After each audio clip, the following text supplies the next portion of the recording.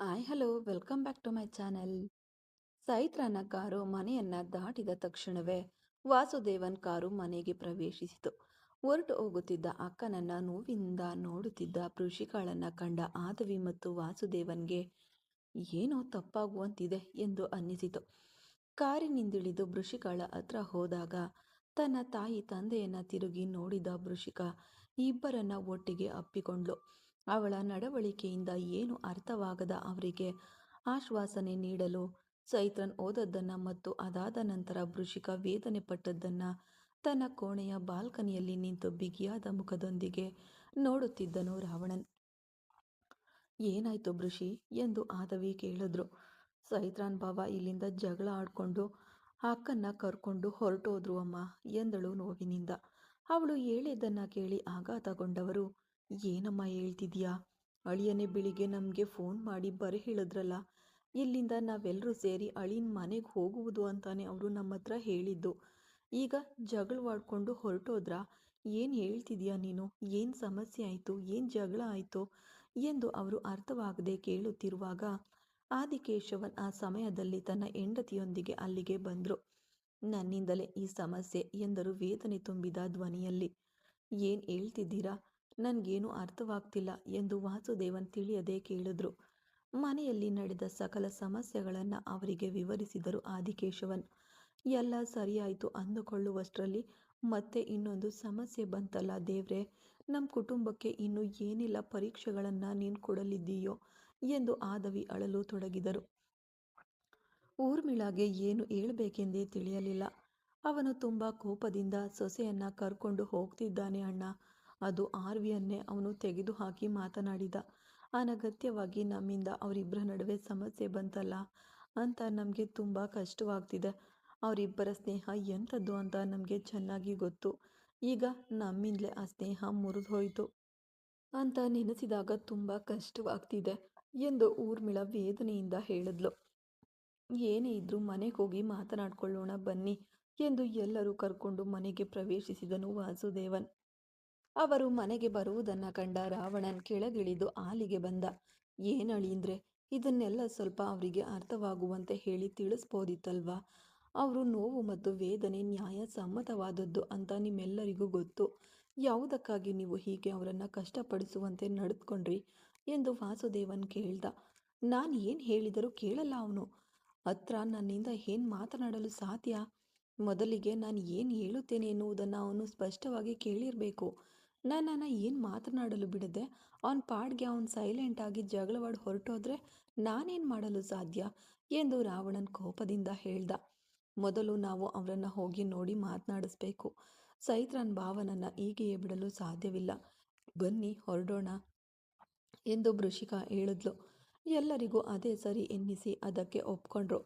ನಾವು ಊರಿಗೆ ಹೊರಡುತ್ತಿದ್ದೇವೆ ಎಂದು ಆದಿಕೇಶವನ್ ನಡುಗದೆ ಒಂದು ಬಾಂಬ್ ಹಾಕಿದ್ರು. ಏನು, ಈಗಾಗಲೇ ಇರುವ ಸಮಸ್ಯೆಯಲ್ಲಿ ನೀವು ಬೇರೆ ಹೀಗೆ ಮಾತನಾಡ್ತಿದ್ದೀರಾ ಎಂದರು ವಾಸುದೇವನ್. ಇಲ್ಲ ಬೀಗ್ರೆ, ನಾನು ತುಂಬ ಸ್ಪಷ್ಟವಾಗಿ ಯೋಚನೆ ಮಾಡಿಯೇ ಈ ನಿರ್ಧಾರಕ್ಕೆ ಬಂದಿದ್ದೇನೆ. ನಮ್ಮಿಂದಲೇ ಇಲ್ಲಿ ಅನಗತ್ಯವಾಗಿ ಸಮಸ್ಯೆ ಬರ್ತಿದೆ. ನಾನು ಕೊನೆವರೆಗೂ ಹೀಗೆಯೇ ನನ್ನ ಮಗನನ್ನು ದೂರ ನಿಂತು ನೋಡ್ಕೊಳ್ತೀನಿ. ಅವನನ್ನು ಹತ್ತಿರವಾಗಿ ಅವನಿಗೆ ಕಷ್ಟ ತರಲು ಬಯಸೋದಿಲ್ಲ ಎಂದವರು ಶ್ರಾವಣಿಯತ್ತ ತಿರುಗಿ, ನೀನು ನನ್ನ ಜೊತೆ ಬರ್ತೀಯಾ ಅಥವಾ ಇಲ್ಲೇ ಇರ್ತೀಯಾ ಎಂದು ನೋವಿನಿಂದ ಕೇಳಿದ್ರು. ಅವಳು ಏನು ಹೇಳದೆ ಕಣ್ಣೀರಿನಿಂದ ತನ್ನ ಕೋಣೆಯತ್ತ ಹೊರಟು ಹೋದ್ಲು. ಅದರಲ್ಲಿ ಒಂದು ನಿರಾಶೆಯ ನಗು ನಕ್ಕ ಆದಿಕೇಶವನ್.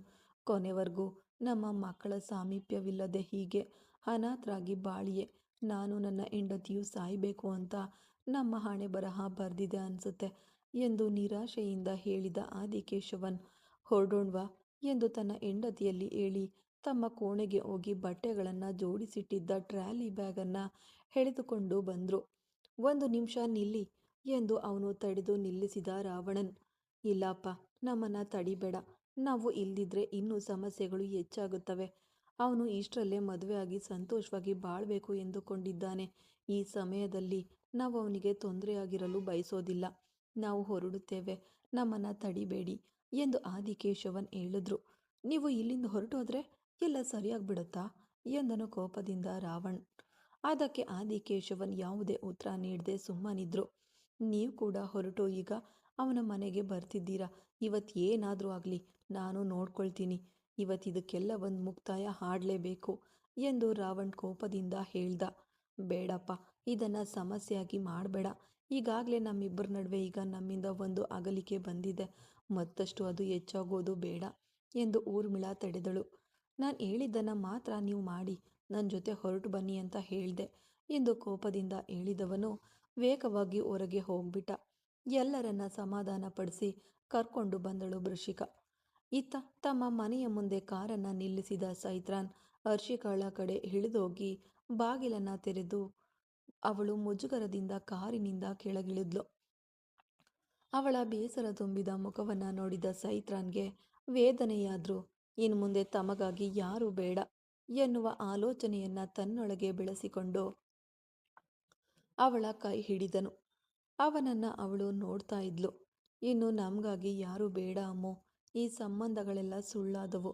ಅವರ ಅಗತ್ಯಕ್ಕೆ ನಮ್ಮನ್ನು ಬಳಸ್ಕೊಂಡು ಆಮೇಲೆ ನಮ್ಮನ್ನು ಎಸೆದು ಬಿಡ್ತಾರೆ. ಅದಾದಮೇಲೆ ನಾವು ತಾನೇ ಅವರನ್ನು ನೆನೆಸಿ ಚಿಂತೆ ಮಾಡ್ತಿರ್ಬೇಕು. ನಿನಗೆ ನಾನು, ನನಗೆ ನೀನು, ಹೀಗೆಯೇ ನಾವು ಕೊನೆವರೆಗೆ ಬಾಳಿ ಮುಗಿಸ್ಬಿಡೋಣ ಎಂದು ಅವಳಲ್ಲಿ ನೋವಿನಿಂದ ಹೇಳಿದವನು ಅವಳನ್ನು ಕರ್ಕೊಂಡು ಮನೆ ಒಳಗಡೆ ಹೋದ. ಹಾಲಿನ ಸೋಫಾದಲ್ಲಿ ಅವಳನ್ನು ಕೂರಿಸಿ, ಇಲ್ಲಿ ನಮ್ಮನ್ನು ಆರತಿ ಎತ್ತಿ ಸ್ವಾಗತಿಸಲು ಕೂಡ ಯಾರೂ ಇಲ್ಲ, ಆದ್ದರಿಂದ ತಪ್ಪಾಗಿ ತಿಳಿದುಕೊಳ್ಬೇಡ ಎಂದು ಹೇಳಿ ಅವಳಿಗೆ ಕುಡಿಯಲು ಕಾಫಿ ತಯಾರಿಸಲು ಕಿಚನ್ಗೆ ಪ್ರವೇಶಿಸಿದ. ಅವನ ಹಿಂದೆಯೇ ಅವಳು ಕೂಡ ಹೋದಳು. ಏನಮ್ಮ, ನನ್ನ ಹಿಂದೆ ಯಾಕೆ ಬರ್ತೀಯಾ? ನೀನು ಹೋಗಿ ಹಾಲಿನಲ್ಲಿರು ಎಂದು ಅವನು ಹೇಳಿದ. ಇಲ್ಲ, ನಾನು ಬರ್ತೀನಿ ಎಂದು ಹೇಳಿ ಅವನನ್ನು ತಡೆದು ತಾನೇ ಹಾಲಿನ ಪಾತ್ರೆಯಲ್ಲಿ ಹಾಲನ್ನು ಕಾಯಿಸಲು ತೊಡಗಿದಳು. ಮನೆ ಹೆಸರಿಗಷ್ಟೇ ತುಂಬ ದೊಡ್ಡದಾಗಿತ್ತು. ಆದರೆ ಅಲ್ಲಿ ಕೆಲಸದವರನ್ನು ಹೊರತುಪಡಿಸಿ ಬೇರೆ ಯಾರೂ ಇರಲಿಲ್ಲ. ಯಾಕೆ, ಅವರನ್ನು ಸ್ವಾಗತಿಸಲು ಕೂಡ ಅಲ್ಲಿ ಒಬ್ಬರೂ ಇರಲಿಲ್ಲ. ಅದನ್ನು ನೆನೆಸಿ ಹರ್ಷಿಕಾ ಚಿಂತಿಸಲಿಲ್ಲ. ಆದರೆ ಸೈತ್ರಾನ್ಗೆ ಮೊದಲ ಬಾರಿಗೆ ತನ್ನ ಹೆಂಡತಿಯನ್ನು ತನ್ನ ಮನೆಗೆ ಕರೆತರುವಾಗ ತನಗಾಗಿ ಯಾರೂ ಇಲ್ಲದ ಹೋದ್ರಲ್ಲ ಎನ್ನುವ ನೋವೇ ಹೆಚ್ಚಾಗಿತ್ತು. ವೇಗವಾಗಿ ಕಾಫಿಯನ್ನು ತಯಾರಿಸಿ ಅವನಿಗೆ ನೀಡಿದವಳು ಸ್ವಲ್ಪ ಹೊತ್ತು ಗಾರ್ಡನ್ನಲ್ಲಿ ಹೋಗಿ ಕುಳಿತುಕೊಳ್ಳೋಣ್ವಾ ಎಂದು ಅವನಲ್ಲಿ ಕೇಳಲು ಸರಿ ಎಂದು ತಲೆಯಾಡಿಸಿ ಅವನನ್ನು ಕರೆದುಕೊಂಡು ಹೊರಗೆ ಹೋದನು. ಅವನು ಒಂದನ್ನು ಗಮನಿಸಲು ಮರೆತುಬಿಟ್ಟಿದ್ದನು. ಅವಳು ತನ್ನ ಬಳಿ ತಡವರಿಸುತ್ತಾ ಮಾತನಾಡುತ್ತಿದ್ದ ಸ್ಥಿತಿ ಈಗ ಇಲ್ಲ, ಸಹಜವಾಗೇ ಮಾತನಾಡುತ್ತಿದ್ದಾಳೆ ಎಂಬುದನ್ನು. ತೋಟದಲ್ಲಿದ್ದ ಮರದ ಆಸನದಲ್ಲಿ ತಾನು ಕುಳಿತು ಸೈತ್ರಾನ್ ಅವಳನ್ನು ಕುಳಿತುಕೊಳ್ಳುವಂತೆ ಕಣ್ಣಲ್ಲೇ ಸನ್ನೆ ಮಾಡ್ದ. ಸರಿ ಎಂದು ತಲೆಯಾಡಿಸಿ ಅವನಿಗೆ ಎದುರಿದ್ದ ಆಸನದಲ್ಲಿ ಕುಳಿತಳು. ಅವನು ಏನು ಮಾತನಾಡದೆ ಸುಮ್ಮನೆ ಕಾಫಿ ಕುಡಿಯುತ್ತಿದ್ದ. ನಾನು ನಿಮ್ಮ ಹತ್ರ ಒಂದು ಕೇಳಬಹುದಾ ಎಂದಳು ಹಿಂಜರಿಯುವ ಧ್ವನಿಯಲ್ಲಿ ಹರ್ಷಿಕಾ. ಅವಳನ್ನು ನೋಡಿದವನು, ನೀನು ನನ್ನ ಹತ್ರ ಇಷ್ಟೊಂದು ಹಿಂಜರಿಯುವ ಅಗತ್ಯ ಇಲ್ಲ. ನಾನು ನಿನ್ನ ಗಂಡ. ನನ್ನ ಹತ್ರ ನೀನು ಹಕ್ಕಿನಿಂದಲೇ ಮಾತನಾಡಬಹುದು ಎಂದು ಅವನು ಒತ್ತಿ ಹೇಳ್ದ.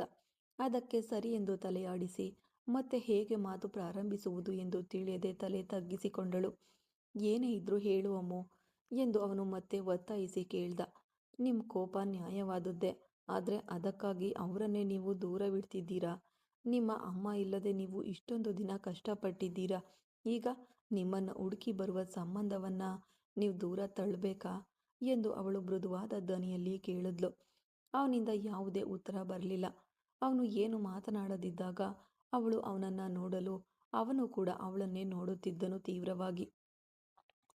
ಅವನ ನೋಟದಲ್ಲಿ ಅವಳಿಗೆ ಮೈಚಳಿ ಹಿಡಿಯಿತು. ನಾನು ಏನಾದರೂ ತಪ್ಪಾಗಿ ಕೇಳಿಬಿಟ್ನಾ ಎಂದು ಅವಳು ತಡವರಿಸುತ್ತಾ ಕೇಳಿದ್ಲು. ನೀನು ಕೇಳಿದ್ದೆ ತಪ್ಪು ಅಮ್ಮೋ ಎಂದನು ಗಂಭೀರವಾದ ಧ್ವನಿಯಲ್ಲಿ. ಅವನಿಂದ ಇಂತಹದ್ದೊಂದು ನಡವಳಿಕೆಯನ್ನು ನಿರೀಕ್ಷಿಸದ ಅವಳು ಆತಂಕದಿಂದ, ಇಲ್ಲ, ನಾನು ತಪ್ಪಾಗಿ ಏನೂ ಹೇಳಿಲ್ಲ, ನನಗೆ ಇದು ಎಂದು ಅವಳ ಬಾಯಿಂದ ಮಾತುಗಳು ಬಾರದೆ ತಡವರಿಸಿ ಮಾತನಾಡ್ತಿದ್ಲು. ಅವಳನ್ನು ಕೈ ನೀಡಿ ತಡೆದು ಬಿಟ್ಟನು. ಮಾತನಾಡಬೇಡ ಎಂದು. ಏನ್ರಿ ಎಂದು ಅವಳು ಕಣ್ಣೀರು ತುಂಬಿದ ಧ್ವನಿಯಲ್ಲಿ ಕರೆದಳು. ನಿನಗೆ ನನ್ನ ಬಗ್ಗೆ ಏನು ಗೊತ್ತು? ಸಂಪೂರ್ಣವಾಗಿ ನನ್ನ ಜೀವನದಲ್ಲಿ ಏನು ನಡೆಯಿತು ಎಂದು ನಿನಗೆ ಗೊತ್ತಾ ಎಂದು ಅವನು ತೀವ್ರವಾಗಿ ಕೇಳ್ದ. ಅವಳು ಯಾವುದೇ ಉತ್ತರ ನೀಡದೆ ಅವನನ್ನೇ ನೋಡ್ತಾ ಇದ್ಲು. ನನ್ನ ಅಮ್ಮನನ್ನು ನಾನು ಕಳೆದುಕೊಳ್ಳುವಾಗ ನನಗೆ ಎಷ್ಟು ವಯಸ್ಸು ಗೊತ್ತಾ? ಅಮ್ಮನ ಪ್ರೀತಿಗೆ ನಾನು ಹಂಬಲಿಸಿದ ಕಾಲ ಅದು. ಯಾವಾಗಲೂ ನನ್ನ ಅಮ್ಮ ನನ್ನ ಜೊತೆಯಲ್ಲೇ ಇರಬೇಕು ಎಂದು ನಾನು ಅಂದುಕೊಳ್ತಿದ್ದ ಸಮಯದಲ್ಲಿ ನನ್ನ ಅಮ್ಮ ನನ್ನ ಬಿಟ್ಟು ಹೊರಟೋದ್ರು. ಅದು ನನ್ನ ಕಣ್ಣು ಮುಂದೆಯೇ ಅವರು ಸತ್ರು. ಅದು ಯಾರಿಂದ? ಎಲ್ಲ ಆ ಮನುಷ್ಯನಿಂದಲೇ ಎಂದನು ಕೋಪದಿಂದ ಸೈತ್ರಾನ್. ಆದಿಕೇಶವನ್ ಕಡೆಗೆ ಬೆಟ್ಟು ಮಾಡಿ ಅವನ ಮಾತುಗಳಿಂದ ಅವಳು ವೇದನೆ ಪಟ್ಟು ಕಣ್ಣೀರು ತುಂಬಿದ ಕಣ್ಣುಗಳಿಂದ ಅವನನ್ನೇ ನೋಡ್ತಾ ಇದ್ಲು. ಅಮ್ಮ ಎಂದರೆ ನನಗೆಷ್ಟು ಇಷ್ಟ ಗೊತ್ತಾ? ನಾನು ಹುಟ್ಟಿದಾಗಿನಿಂದಲೂ ನನ್ನ ಅಮ್ಮನ ಮಡಿಲಲ್ಲೇ ಬೆಳೆದವನು. ಈಗ ಅಪ್ಪ ಎನ್ನುವ ಹೆಸರಿನಲ್ಲಿ ಇದ್ದಾನಲ್ಲ ಒಬ್ಬ, ಇವನು ನಾನು ಹುಟ್ಟಿದಾಗಿನಿಂದ ನನಗೆ ಏನೆಂದು ಕೂಡ ನೋಡಿದ್ದೇ ಇಲ್ಲ. ಯಾವಾಗ ನೋಡಿದ್ರು ಬಿಸ್ನೆಸ್ ಬಿಸ್ನೆಸ್ ಎಂದು ಅದನ್ನೇ ಅಪ್ಕೊಂಡು ಅಳ್ತಿದ್ದ. ಒಬ್ಬ ಹೆಣ್ಣು ತಾಯಿಯಾಗುವ ಸಮಯದಲ್ಲಿ ತನ್ನ ಗಂಡನ ಸಾಮೀಪ್ಯವನ್ನು ಹೆಚ್ಚಾಗಿ ನಿರೀಕ್ಷಿಸುತ್ತಾಳೆ. ಆದರೆ ಆ ಸಮಯದಲ್ಲಿ ಕೂಡ ನನ್ನ ಅಪ್ಪ ಅವ್ರ ಜೊತೆ ಇರಲಿಲ್ಲ ಎಂದು ಅವರು ಹೇಳಿದ್ದಾರೆ ಗೊತ್ತಾ? ಈಗಲೂ ಅವ್ರ ಬಗ್ಗೆ ಅವರು ಕೊರತೆ ಹೇಳಲಿಲ್ಲ. ಅವರಿಗೆ ಸಾಲದಷ್ಟು ಕೆಲಸಗಳಿದ್ದವು. ಅಪ್ಪನು ನನ್ನನ್ನು ಚೆನ್ನಾಗಿಯೇ ನೋಡಿಕೊಂಡ್ರು ಎಂದು ಸುಳ್ಳು ಹೇಳ್ತಿದ್ರು ನಮ್ಮಮ್ಮ. ಆದರೆ ಅವರು ಹೇಳುವುದನ್ನು ಇಟ್ಕೊಂಡು ನನ್ನಿಂದ ಕಂಡುಹಿಡಿಯಲು ಸಾಧ್ಯವಿತ್ತು ಅವರು ನಮ್ಮ ಅಮ್ಮನನ್ನು ಎಷ್ಟರ ಮಟ್ಟಿಗೆ ಪ್ರೀತಿಗೆ ಹಂಬಲಿಸುವಂತೆ ಮಾಡಿದ್ದಾರೆಂದು. ಮದುವೆ ಮಾಡಿಕೊಂಡು ಕರ್ಕೊಂಡು ಬಂದರೆ ಮಾತ್ರ ಸಾಲದು ಅಮ್ಮೋ, ಅವರನ್ನು ಕೊನೆವರೆಗೂ ನಾವು ಸಂತೋಷವಾಗಿ ನೋಡ್ಕೊಳ್ಬೇಕಲ್ವಾ? ನಮ್ಮನೆ ನಂಬಿ ಬರುವವರನ್ನ ನಾವು ಯಾವುದೇ ಕಾಲದಲ್ಲೂ ಕೈ ಬಿಡಬಾರ್ದು. ಆದರೆ ನನ್ನ ಅಪ್ಪ ಹಾಗಲ್ಲ. ಹಣವೇ ಬೇಕೆಂದರೆ ಆ ಹಣವನ್ನೇ ಮದುವೆ ಮಾಡ್ಕೊಳ್ಬೇಕಿತ್ತಲ್ವಾ? ಯಾವುದಕ್ಕೆ ನನ್ನ ಅಮ್ಮನನ್ನು ಮದುವೆ ಆಗಿ ಅವ್ರ ಜೀವನವನ್ನು ಹಾಳು ಮಾಡಬೇಕು ಎಂದು ಅವನು ವೇದನೆಯಿಂದ ಹೇಳ್ದ. ಅವನು ಹೇಳುವುದನ್ನೆಲ್ಲವನ್ನ ಸುಮ್ಮನೆ ಕೇಳಿಸಿಕೊಳ್ತಿದ್ಲು ಹರ್ಷಿಕಾ. ಅವನ ಮನಸ್ಸಿನಲ್ಲಿರುವ ನೋವುಗಳನ್ನು ಅವನು ಮಾತುಗಳಾಗಿ ಹೊರಹಾಕಲಿ ಎಂದು ಅವಳು ಮೌನವಾಗಿದ್ದಳು. ತನ್ನ ಮನಸ್ಸಿನಲ್ಲಿರುವ ಎಲ್ಲ ನೋವು ವೇದನೆಗಳನ್ನು ತನ್ನ ಹೆಂಡತಿಯ ಬಳಿ ತೋಡಿಕೊಳ್ಳುತ್ತಿದ್ದನು ಸೈತ್ರನ್. ನನಗೆ ನೆನಪು ತಿಳಿದಾಗಿನಿಂದ ಅವರು ಮನೆಯಲ್ಲೇ ಹೆಚ್ಚಾಗಿ ಇರ್ತಿರ್ಲಿಲ್ಲ ಗೊತ್ತಾ? ಯಾವಾಗ ನೋಡಿದ್ರು ಈ ಮೀಟಿಂಗು ಆ ಮೀಟಿಂಗು ಎಂದು ಊರೂರು ಸುತ್ತುತ್ತಿದ್ರು. ನನ್ನಮ್ಮ ಫೋನ್ ಮಾಡಿ ಮಾತನಾಡಬೇಕು ಎಂದ್ಕೊಂಡರು. ನಾನು ಆ ಕೆಲಸದಲ್ಲಿದ್ದೇನೆ ಈ ಕೆಲಸದಲ್ಲಿದ್ದೇನೆ ಎಂದು ಎರಡು ಮಾತಾಡಿ ತಕ್ಷಣ ಕಾಲ್ ಕಟ್ ಮಾಡಿಬಿಡ್ತಿದ್ರು. ಅವರು ತಿಂದ್ರ ನಿದ್ದೆ ಮಾಡಿದ್ರ ಏನು ಮಾಡ್ತಿದ್ದಾರೆ ಏನು ಕತೆ ಎಂದು ಯಾವುದು ತಿಳಿಯದೆ ಇಲ್ಲಿ ನನ್ನಮ್ಮ ತಡವಡಿಸ್ತಿದ್ರು. ಆದರೆ ಅವರಿಗೆ ಅದ್ರ ಬಗ್ಗೆ ಸ್ವಲ್ಪನೂ ಚಿಂತೆ ಇರಲಿಲ್ಲ. ನಮಗೊಬ್ಬ ಹೆಂಡತಿ ಇದ್ದಾಳೆ, ನನಗೊಂದು ಮಗನಿದ್ದಾನೆ, ಅವರ ಕ್ಷೇಮದ ಬಗ್ಗೆ ಕಾಳಜಿ ವಹಿಸಬೇಕು ಎಂದು ಅವರು ಯೋಚಿಸಲೇ ಇಲ್ಲ. ನನ್ನ ಅಮ್ಮನಿಗೆ ಅವ್ರ ಮೇಲಿದ್ದ ಅತಿಯಾದ ನಂಬಿಕೆಯಿಂದಲೇ ಅವರನ್ನು ಗಮನಿಸದೆ ಬಿಟ್ಬಿಟ್ರು. ಹೀಗಿರುವಾಗ ನನ್ನ 16ನೇ ವಯಸ್ಸಿನಲ್ಲಿ ಒಂದು ದಿನ ಇವರಿಗೆ ಇನ್ನೊಂದು ಹೆಣ್ಣಿನ ಜೊತೆ ಮದುವೆ ಆದ ವಿಷಯ ತಿಳಿಯಿತು. ಅದು ತಿಳಿದ ತಕ್ಷಣ ನಮ್ಮಮ್ಮ ಎಷ್ಟೊಂದು ಕುಗ್ಗಿ ಹೋದ್ರು ಗೊತ್ತಾ? ಅವರು ಸಾಯುವುದಕ್ಕಿಂತ ಮುಂಚೆ ಬರೆದಿಟ್ಟ ಪತ್ರ ಇನ್ನೂ ನನ್ನ ಬಳಿ ಇದೆ. ಇನ್ನು ಮುಂದೆ ಈ ಪ್ರಪಂಚದಲ್ಲಿ ನಿನಗಾಗಿ ಯಾರೂ ಇಲ್ಲ ಕಣೋ, ನಿನ್ನನ್ನು ನೀನೇ ನೋಡ್ಕೊಳ್ಬೇಕು ಮಗನೇ. ಅಮ್ಮ ನಿನ್ನನ್ನು ಅರ್ಧದಲ್ಲೇ ಬಿಟ್ಟು ಹೋಗ್ತಿದ್ದೇನೆ ಎಂದು ನನ್ನ ಮೇಲೆ ಕೋಪಗೊಳ್ಬೇಡ. ನಾನು ಇನ್ನು ಮುಂದೆಯೂ ಜೀವಂತವಾಗಿದ್ದರೆ ಖಂಡಿತ ನನ್ನಿಂದ ನಿನಗೆ ಕಷ್ಟನೇ ಬರುತ್ತೆ. ನಾನು ಕಷ್ಟಪಡುವುದನ್ನು ನೋಡಿಯೇ ನೀನು ಕಷ್ಟಪಡ್ತೀಯ. ಆ ನೋವನ್ನು ನಿನಗೆ ನೀಡಬಾರ್ದು ಎಂದೆ ಅಮ್ಮ ನಿನ್ನನ್ನು ಬಿಟ್ಟು ಹೋಗ್ತಿದ್ದೇನೆ ಎಂದು ನಮ್ಮಮ್ಮ ಬರೆದಿಟ್ಟ ಪತ್ರ ಇನ್ನೂ ನನ್ನ ಬಳಿ ಭದ್ರವಾಗಿದೆ. ಅದನ್ನು ಪ್ರತಿಯೊಂದು ಬಾರಿಯೂ ನಾನು ತಿರುಚಿ ತಿರುಚಿ ನೋಡುವಾಗ ನನಗೆ ಅವರ ನೋವು ಕಣ್ಣು ಮುಂದೆ ಬಂದು ಹೋಗುತ್ತೆ. ಗಂಡ ಪರ ಊರಿನಲ್ಲಿರುವಾಗ ಹೆಂಡತಿ ಸ್ವಲ್ಪವೂ ಚಿಂತೆ ಇಲ್ಲದೆ ಅಲೆಯುತ್ತಿದ್ದಾಳೆ ಎಂದು ಯಾರು ಮಾತನಾಡಬಾರ್ದು ಎಂದು ನಮ್ಮಮ್ಮ ಸೀರೆಯನ್ನು ಕೂಡ ಉಡ್ಲಿಲ್ಲ ಗೊತ್ತಾ? ಒಡವೆ ವಸ್ತುಗಳ ಮೇಲೆ ಯಾವುದೇ ಆಸೆ ಪಡ್ತಿರ್ಲಿಲ್ಲ. ಅವರ ಪ್ರಪಂಚ ನಾನು, ಆ ಮನುಷ್ಯನು ಮಾತ್ರವೇ ಅವರಿಗೆ. ಪ್ರಪಂಚವೇ ತಿಳಿಯದೆ ಅವರು ಇದ್ದಿದ್ರಿಂದಲೇ ಈ ಮನುಷ್ಯ ಅವರಿಗೆ ಅಷ್ಟೊಂದು ದೊಡ್ಡ ದ್ರೋಹವನ್ನು ಮಾಡ್ದ. ನನ್ನಮ್ಮ ಈ ಮನುಷ್ಯ ಮಾಡಿದ ದ್ರೋಹದಿಂದ ನನ್ನ ಕಣ್ಣು ಮುಂದೆಯೇ ಸತ್ತು ಹೋದದ್ದನ್ನು ನೋಡಿದ ಮೇಲೆಯೂ ನನ್ನಿಂದ ಹೇಗೆ ಇವರನ್ನು ಸ್ವೀಕರಿಸಲು ಸಾಧ್ಯ ಎಂದು ಅವನು ಕೋಪದಿಂದ ಹೇಳ್ದ. ಅದಕ್ಕಾಗಿ ಸಾಯುವವರೆಗೂ ಹೀಗೆಯೇ ಒಂಟಿಯಾಗಿರಬೇಕು ಎಂದು ತೀರ್ಮಾನಿಸಿ ಬಿಟ್ಟೆಯಾ ಎಂದು ಕೋಪದಿಂದ ಗದರಿದನು ರಾವಣನ್. ಅವನನ್ನು ಅಲ್ಲಿ ಸ್ವಲ್ಪವೂ ನಿರೀಕ್ಷಿಸದ ಹರ್ಷಿಕಾ ಎದ್ದು ನಿಂತುಬಿಟ್ಲು. ಅವನ ಧ್ವನಿ ಕೇಳಿದ ತಕ್ಷಣವೇ ಅಲ್ಲಿಂದ ಸರಿದು ಹೋಗಲು ಪ್ರಯತ್ನಿಸಿದನು ಸೈತ್ರನ್. ತನ್ನನ್ನು ದಾಟಿ ಹೋಗಲು ಪ್ರಯತ್ನಿಸಿದವನ ಕೈಯನ್ನು ತಡೆದು ಹಿಡಿದ ರಾವಣನ್. ಏನೇ ಇದ್ರೂ ಮಾತನಾಡಿ ಬಗೆಹರಿಸ್ಕೊಳ್ಳೋಣ, ಅನಗತ್ಯವಾಗಿ ಯಾವುದಕ್ಕೆ ಜಗಳವಾಡಿ ಈಗ ಎಲ್ಲಿಗೆ ಹೊರಟು ಬಂದೆ ಎಂದು ರಾವಣ್ ಕೋಪದಿಂದ ಕೇಳ್ದ. ಅವನ ಕೈಯನ್ನು ಕಿತ್ತು ಹಾಕಿದವ ಕಣ್ಣುಗಳಿಂದಲೇ ಅವನನ್ನು ಸುಟ್ಟು ಬಿಡುವಂತೆ ನೋಡಿ ಮನೆಗೆ ಹೊರಟು ಹೋಗಲು ನೋಡ್ದ. ಅಷ್ಟು ಹೊತ್ತು ಅವನು ಮಾತನಾಡಿದ್ದನ್ನೆಲ್ಲ ಕೇಳಿಸಿಕೊಳ್ಳುತ್ತಿದ್ದ ಉಳಿದವರಿಗೆ ಮನಸ್ಸು ತೀವ್ರವಾಗಿ ನೋಯಿತು. ಅದರಲ್ಲೂ ಆದಿಕೇಶವನ್ಗೆ ಹೃದಯವನ್ನು ಯಾರೋ ಚೂಪಾದ ಕತ್ತಿಯಿಂದ ಕೊಯ್ದಂತೆ ನೋವಾಗಿತ್ತು. ಮೊದಲ ಬಾರಿಗೆ ತಾನು ಒಬ್ಬ ಮನುಷ್ಯನಾಗಿರಲು ಅರ್ಹನಲ್ಲ ಎಂದು ಕುಗ್ಗಿ ಹೋಗಿ ನಿಂತಿದ್ದರು ಆ ಮನುಷ್ಯ. ಲೇಯ್ ನಿಲ್ಲು, ನಾನು ಮಾತನಾಡುತ್ತಿರುವಾಗಲೇ ನೀನು ಹೊರಟು ಹೋದರೆ ಆಮೇಲೆ ನನ್ನ ಮಾತಿಗೇನು ಮರ್ಯಾದೆ? ಮಿತ್ರ ನಿಲ್ಲು ಎಂದು ರಾವಣನ್ ಕೋಪದಿಂದ ಗದರುತ್ತಾ ಅವನ ಹಿಂದೆ ಬಂದ. ಎಲ್ಲರೂ ಏನಾದರೂ ಅನಾಹುತ ನಡೆದು ಬಿಡುತ್ತದೋ ಎನ್ನುವ ಭೀತಿಯಲ್ಲಿ ಅವರ ಹಿಂದೆ ಓಡಿ ಬಂದ್ರು. ಮನೆಗೆ ಪ್ರವೇಶಿಸಿದ ಚೈತ್ರನನ್ನ ಮತ್ತೆ ತಡೆದ ರಾವಣನ್. ನಾವು ಮಾತನಾಡುವಾಗ ಅದನ್ನ ನೀನ್ ಕೇಳಬೇಕಲ್ವಾ ಎಂದು ಅವನು ಆಜ್ಞೆಯಂತೆ ಹೇಳ್ದ. ನೀವು ಹೇಳುವುದನ್ನ ನಾನು ಯಾವುದಕ್ಕೆ ಮಿಸ್ಟರ್ ಆರ್ವಿ ಕೇಳಬೇಕು?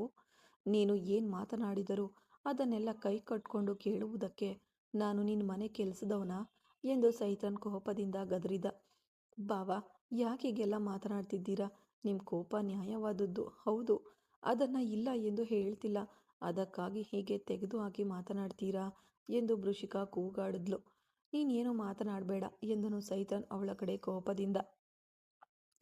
ಅವನ ಕೋಪದಲ್ಲಿ ತನ್ನನ್ನು ನಿಗ್ರಹಿಸಿಕೊಂಡ ವೃಷಿಕ, ಬಾವಾ ಪ್ಲೀಸ್, ನಾವು ಹೇಳುವುದನ್ನು ಮೊದಲು ಸ್ವಲ್ಪ ತಾಳ್ಮೆಯಿಂದ ಕೇಳಿ. ತಿಳಿಯದೆ ಮಾಡಿದ ತಪ್ಪನ್ನ ಕ್ಷಮಿಸಿ ಸ್ವೀಕರಿಸುವುದು ತಾನೇ ಸರಿ. ಅವರಿಬ್ಬರು ಏನೋ ವಯಸ್ಸಿನ ಗೊಂದಲದಲ್ಲಿ ತಿಳಿಯದೆ ತಪ್ಪು ಮಾಡಿಬಿಟ್ಟಿದ್ದಾರೆ. ಈಗ ಊರ್ಮಿಳಾ ಅಮ್ಮ ನಿಮ್ಮನ್ನ ತನ್ನ ಮಗನಾಗಿ ಸ್ವೀಕರಿಸಿ ನಿಮ್ಮ ಜೊತೆ ಸೇರಬೇಕು ಎಂದು ಬೇಡ್ಕೊಳ್ತಿದ್ದಾರೆ. ಅದನ್ನು ಯಾಕೆ ನೀವು ಅರ್ಥ ಮಾಡ್ಕೊಳ್ತಿಲ್ಲ ಎಂದು ವೃಷಿಕ ಅವನಿಗೆ ಅರ್ಥೈಸುವ ಉದ್ದೇಶದಿಂದ ಹೇಳಿದ್ಲು. ಯಾವುದು ತಿಳಿಯದೆ ಮಾಡಿದ ತಪ್ಪಮ್ಮ ಎಂದು ಆ ಮನೆಯ ನಡುಗುವಂತೆ ಗರ್ಜಿಸಿದನು ಸೈತಾನ್. ಅವನ ಕೋಪಕ್ಕೆ ವೃಷಿಕಾನೇ ಬೆದ್ರು ಹೋದ್ಲು. ರಾವಣನ್ ಅವನನ್ನೇ ತೀವ್ರವಾಗಿ ದಿಟ್ಟಿಸಿ ನೋಡ್ತಾ ಇದ್ದ. ತನ್ನ ತಲೆಯ ಹಿಂಭಾಗವನ್ನ ಕೆದರಿಕೊಂಡು ಕೋಪದಿಂದ ಅಲ್ಲಿಂದ ಇಲ್ಲಿಗೆ ನಡೆದ ಸೈತಾನ್ ವೃಷಿಕಳ ಕಡೆಗೆ ತಿರುಗಿ, ಏನ್ ಹೇಳ್ದೆ? ತಿಳಿಯದೆ ಮಾಡಿದ ತಪ್ಪ? ಯಾವುದನ್ನ ನೀನು ತಿಳಿಯದೆ ಮಾಡಿದ ತಪ್ಪು ಎಂದು ಹೇಳ್ತಿದ್ದೀಯಾ? ನನ್ನ ಅಮ್ಮನಿಂದ ತಡೆದುಕೊಳ್ಳಲು ಸಾಧ್ಯವಿಲ್ಲ ಎಂದು ತಿಳಿದು ಇವರು ಅವರನ್ನ ಏಮಾರಿಸಿದ್ದು ತಿಳಿಯದೆ ಮಾಡಿದ್ದ ತಪ್ಪ? ಇಲ್ಲ, ಅವರು ಇವರು ಮಾಡಿದ ದ್ರೋಹದಿಂದಲೇ ಜೀವಿಸಲು ಇಷ್ಟವಿಲ್ಲದೆ ಸತ್ತು ಹೋದ್ರು ಎನ್ನುವ ಚಿಂತೆ ಕೂಡ ಸ್ವಲ್ಪವೂ ಇಲ್ಲದೆ ಹೀಗೋ ಒಂದು ಹೆಣ್ಣನ್ನ ಎತ್ತು ಇಟ್ಕೊಂಡಿದ್ದಾರಲ್ಲ, ಅದು ತಿಳಿಯದೆ ಮಾಡಿದ ತಪ್ಪ? ಯಾವುದನ್ನ ನೀನು ತಿಳಿಯದೆ ಮಾಡಿದ ತಪ್ಪು ಎಂದು ಹೇಳ್ತಿದ್ದೀಯಮ್ಮ? ತಪ್ಪು ಎನ್ನುವುದು ಒಂದು ತಿಳಿಯದೆ ತಾನೇ ಅಮ್ಮ ನಡೆಯುತ್ತದೆ.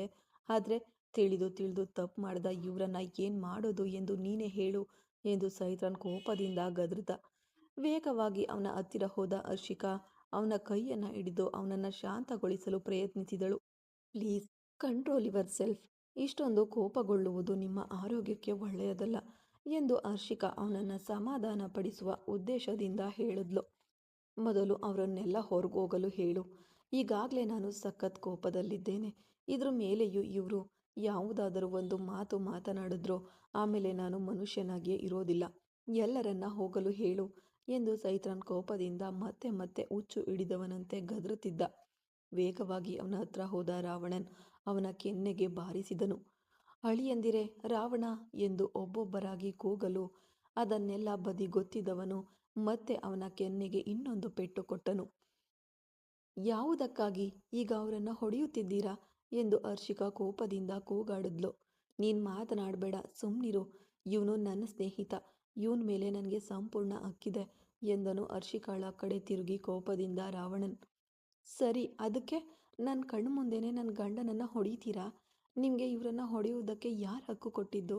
ಮುಂಚೆಯಾದರೆ ಇವ್ರಿಗೆ ಯಾರು ಇಲ್ಲದೆ ಇರಬಹುದು, ಆದರೆ ಈಗ ಇವರಿಗೆ ಹೆಂಡತಿಯಾಗಿ ನಾನು ಇವ್ರ ಜೊತೆ ಇದ್ದೇನೆ. ನನ್ನ ಗಂಡನನ್ನು ನನ್ನ ಕಣ್ಣು ಮುಂದೆನೇ ನೀವು ಹೊಡೆದ್ರೆ ನಾನು ಪ್ರಶ್ನೆ ಕೇಳಿಯೇ ಕೇಳ್ತೇನೆ ಎಂದಳು ಪ್ರತ್ಯುತ್ತರವಾಗಿ ಹೆಣ್ಣು ಸಿಂಹದಂತೆ ಹರ್ಷಿಕಾ. ಅವಳ ಕೋಪವನ್ನು ಎಲ್ಲರೂ ಆಶ್ಚರ್ಯದಿಂದಲೂ ಆಘಾತದಿಂದಲೂ ನೋಡ್ತಾ ಇದ್ರು.